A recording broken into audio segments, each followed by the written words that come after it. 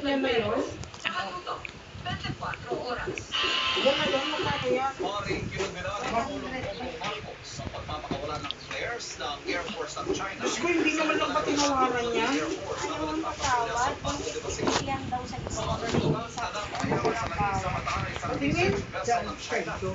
Nakapunta si Jonathan Andan. Doon sa pinagawa. Kayo ayaw niyong bumili?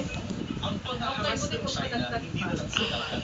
Hindi na nilang kinahi para daw makita ko Sa kung anong Pilipinas, laman. nagpakawala ang Air Force ng China ng mga flare sa ruta ng Sus, kunyari pa sila hindi na tinahi sabihin nila, walang ano yan, kaya ganyan. Ano naman,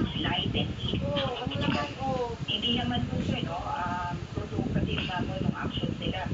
Hindi nasaktan ang piloto at naligtas na nakabalik sa Clark Air Base. Pero ganun din kaninang ganun din yan sa kay Mari ng China. I-report na ng agency sa Department of Affairs sa panibagong Nilalako Huwag niyong ano yung supot.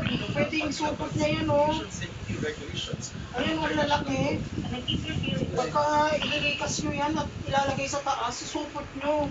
Para kahit nakasuksok sa pinakataas, hindi makakabukan.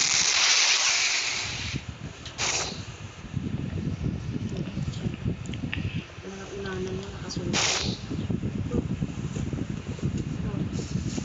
Saan natin yan?